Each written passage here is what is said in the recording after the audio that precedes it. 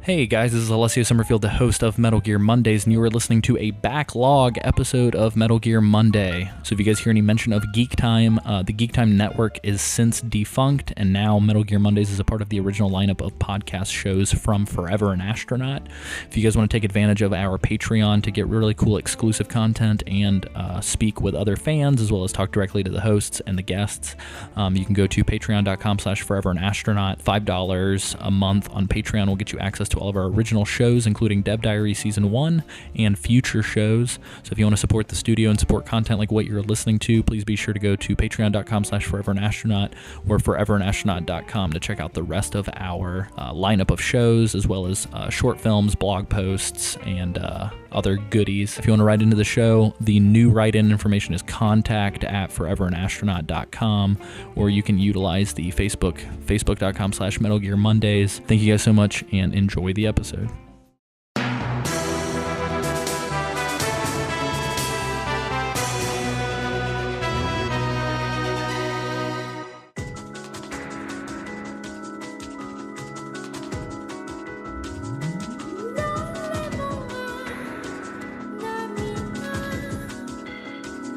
Welcome to another episode of Metal Gear Mondays. My name is Alessio Summerfield, your host as always, and today I am joined by Sam Wright. Hey, yo. And here we are for another week of a micro episode. A side-op, if you will. Yeah, if you will. And some will, because I've seen it. Today we're going to be covering a little, not necessarily a loose connection to the Metal Gear series, because I think that they are kind of tied within their DNA to each other. But we are going to be covering a non-Metal Gear game, our first for the show. This is Zone of the Enders for the PlayStation 2. I know we've given them a ton of love in the past, but the duckfeed.tv podcast network has done a full episode of Watch Out for Fireballs, their retro game book club style show on Zone of the Enders. And they spent a majority of it talking about the Metal Gear Solid 2 demo, but they do eventually get to Zone of the Enders, and it is a great podcast, as always, from those fine gentlemen. So if you like what we are kind of dipping our toes into and you want something a little bit more robust, I would definitely check out their episode as it goes a full hour and a half, as opposed to the 20 to 30 minutes that we will dive into for this show. Sam, I could speak at length about my times with this game, but I wanted to first kind of touch base with you. What was your first experience playing Zone of the Enders? I remember the first time I ever played it. I actually played Zone of the Enders 2 before I played Zone of the Enders 1. Nice. Honestly. But the first time I actually played Zone of the Enders 1 was, funnily enough, when the HD versions came out. Ah, gotcha. I actually know a fair amount of people that was kind of their first foray into those games. And it's actually interesting because Zone of the Enders 1 and 2 on the HD collection, Zone of the Enders, the second runner, actually has some really weird frame rate problems on the PS3. Nothing crazy, but I do know specifically in the kind of more heavily visually affected parts of the game, the frame rate slows down tremendously. And I know playing multiplayer, which is what I did a lot of on the second runner, the multiplayer has a little bit of a frame rate issue on the PS3, but Zone of the Enders 1 is actually a perfect recreation. That's interesting. So coming from the more robust, kind of better game that is 2, what was your experience like playing Zone of the Enders 1? It was a little rough, honestly, because, like, one of the few things that I do remember from playing it was, like, the weird grid system. Wasn't there, like, a weird grid system for, like, traveling and stuff? Yeah, kind of like the overworld map. Yeah. Yeah. It was always really weird to me. I don't know. Yeah. I didn't think the battles, like, were as fluid as they were into the second runner. Yeah, the second runner is definitely way more focused on almost being... I don't know, I've heard it referred to as almost being like Devil May Cry with robots. Very, very fast, fluid, stylish, kind of beautiful game. And Zone of the Enders 1, you can kind of see where it got its start, but it's by no means held up, I would say, to the test of time. It's actually a little bit more worn for wear. But yeah, so a little bit of background for those of you who are unfamiliar with this series. And it's interesting to call it a series because you could almost say that Zone of the Enders, the second runner, is kind of the rest of the story that we kind of don't get at the end of Zone of the Enders 1. Yeah. Other than Zone of the Enders 1 is like surprisingly short. Oh, it's insanely short. Other than these two games, there was a tactics strategy game that Zone of the Enders had released on the Game Boy Advance. It has Mars in the title, but it is completely slipping my mind at the moment. It's actually a pretty fun little game. I've played it a little bit. However, it started out with Zone of the Enders. It was originally developed for the PlayStation and the PC, but Konami's staff had no intention of releasing them on the PlayStation or the PC. They were built for the PS2. Essentially, it was a way to utilize the new technology because this game came out fairly early on in the PS2 life cycle.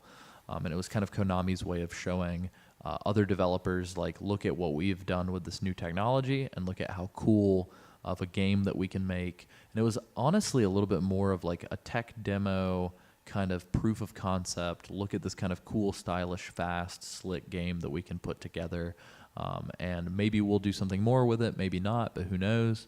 I'm going to go ahead and say that other than the MGS2 demo that was packed in, I think if I paid full price for this game, I would be severely disappointed.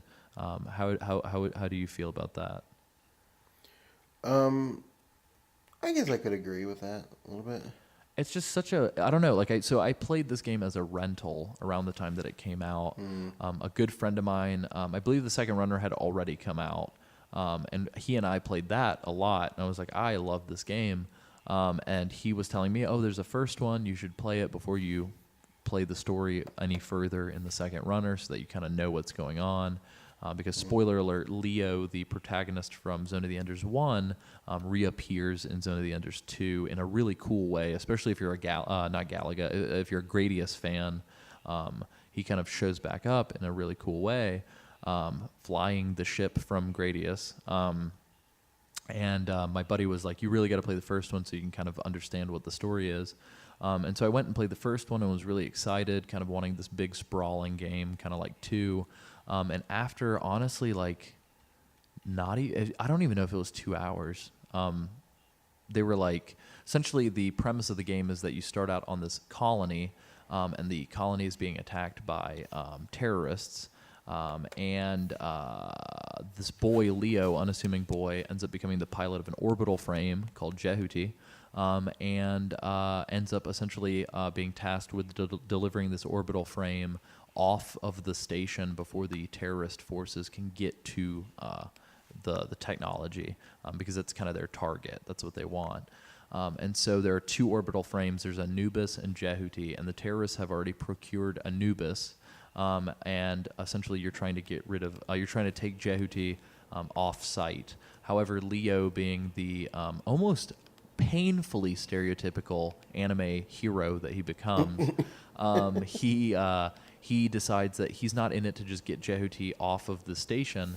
He wants to also save his friends and any sort of civilians that he comes across, because in a painful way, he literally refuses to kill anybody.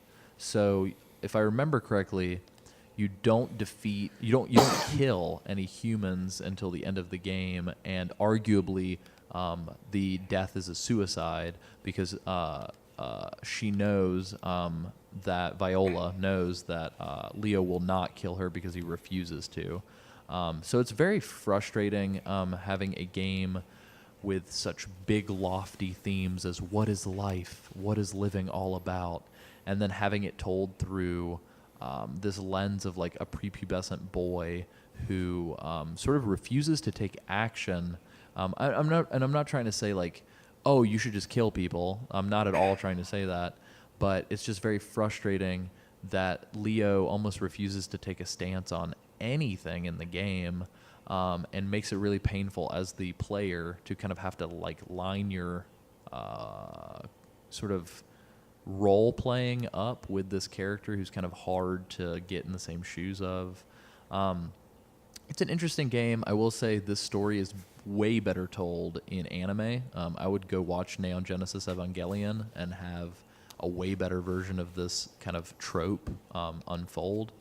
for lack of a better word. Which has one of the greatest theme songs in anime history.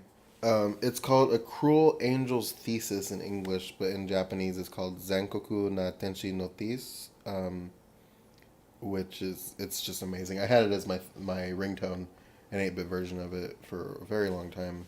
残酷な天使のように少年よ神話になれ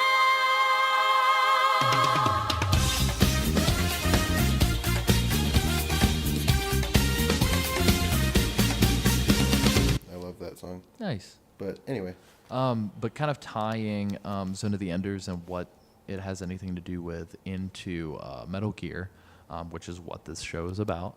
Hideo Kojima was a producer on the game, and likewise Yoji Shinkawa, who is the designer, mechanical designer and character designer for Metal Gear, designed the mechs in the game, the orbital frames.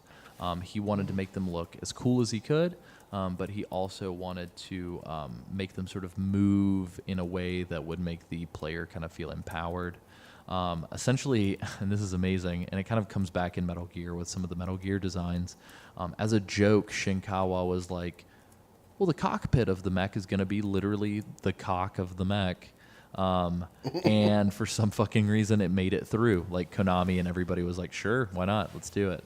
And so what started out as a joke turned into the actual design. So all of the orbital frames store their pilots within their penises.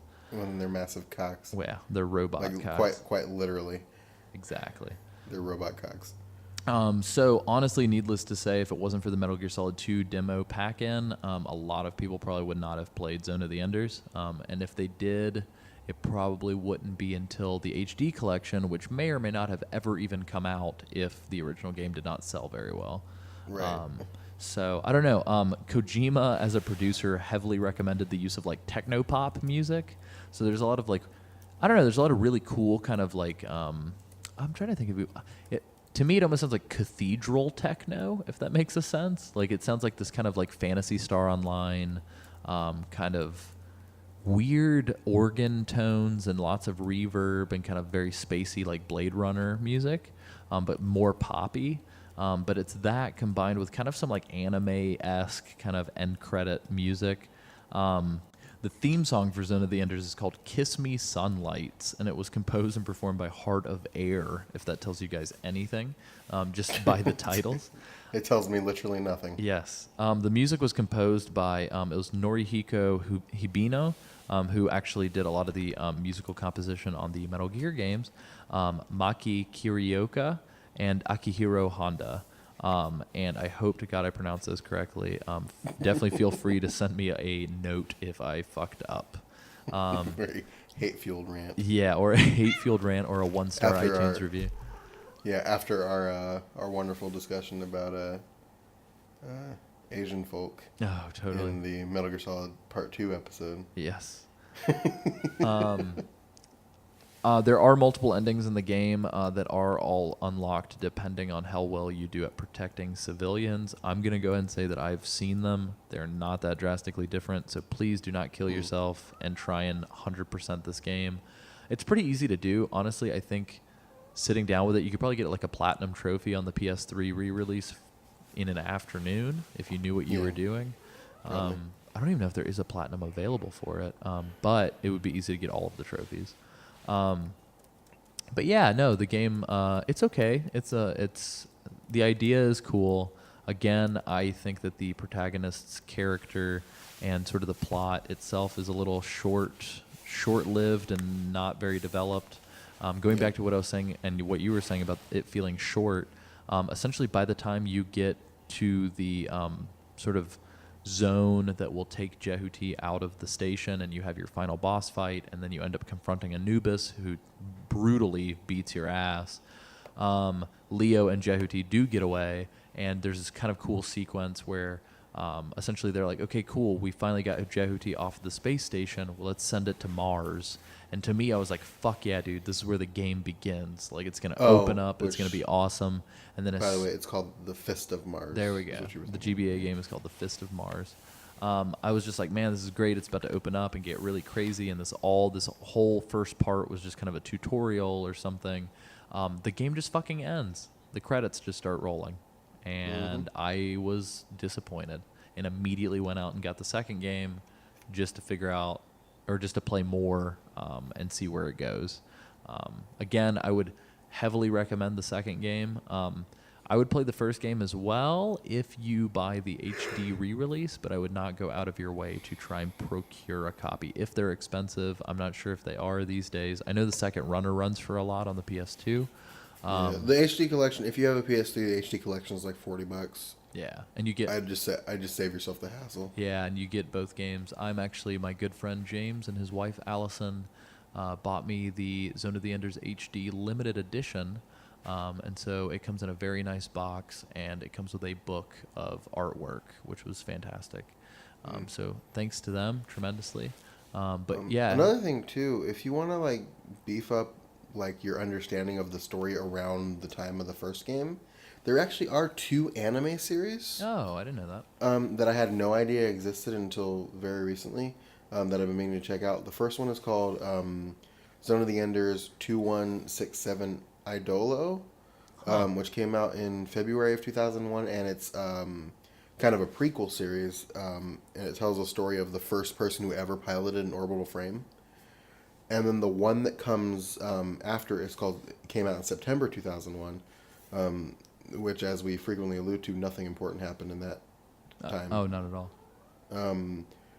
It's called Zone of the Enders Dolores I, which is a follow-up to Idolo, but like the first 12 episodes take place before the first game, and the rest of the series takes place after the first game. Nice. So it kind of fills in some story gaps if that's something you may be interested in. Nice. Yeah, and that being said, too, this is a series that has an interesting story to tell. I just feel like, and even somewhat in the second runner, I just feel like the Zone of the Enders games have a really weird problem of having like a cool world with cool lore, but showing it to you through the eyes of a shitty protagonist. And so I don't know. It's interesting, but I wish that they would do something more with the story and kind of open it up a bit more. So who knows? Maybe if there's ever a sequel to the second runner that actually comes out. There was one announced in 2012 called the Enders Project, is what it was being like the working title. However, it was canceled a year later due to issues with some of the HD ports that came out as well. So, I don't know if you heard my hearty laugh just then. Yeah, so I don't... I feel like Half-Life 3 is going to come out before Zone of the Enders 3 ever gets even thought about. Dude, at this point, with Misadventures of Tron Bonne and the original Mega Man Legends being on the PSN store, I almost feel like Mega Man Legends 3 has a better chance of coming out than Zone of the Enders 3. Yeah, probably. So who knows, but... Anyway, yeah, that's it for our micro episode on Zone of the Enders. Just a quick little taste. If you have any comments or thoughts on Zone of the Enders, if you're a huge fan of the series and you think that we've done you a great disservice by not talking sweet sugar for Zone of the Enders 1, I swear to God, Alessio. definitely let us know. And as always, you can rate and review us on iTunes. That would be extremely helpful, even if it's a negative review. We love reviews of all variety. And you can check us out on not iTunes. You can check us out on Twitter, SoundCloud, and Facebook as Geek Time Pod. You can go to our website, which is the Geek Time Network. You can visit us at geekti.me. There's a contact form up in the top left if you click the button, or if you want to go to geekti.me/WP/contact, which will also take you to that same page. And you can send us any of your thoughts. Yeah, that's about it. Sam, do you have any more admin notes? I just wanted to throw out there, we are very sorry that we had to, throw you out some padding these 2 weeks, because I know, anybody who cares about us are kind of chomping to hear us talk about the next part of Metal Gear Solid 2. But, Alessio has been / will be out of the country when this episode comes out, and it's kind of hard to record a podcast when your critical host is backpacking around Europe. Sorry. So hopefully we will be back with some regularly scheduled programming next week. Totally. And thank you guys so much for sticking through and showing us that you guys really are listening to the Metal Gear Mondays podcast. It's been very, very nice to look at iTunes and kind of see some of the activity that's going on with the show. Not only does that motivate us to continue to do this because we see that people are listening, but it motivates us to do things like provide content for you even whenever we're out of the country, because I don't want to leave you guys with a week where we don't have something coming out. So that being said, definitely check out the rest of the shows on the Geek Time Network, and keep your eyes on the Geek Time Network website because we will be rolling out some new shows further down the line.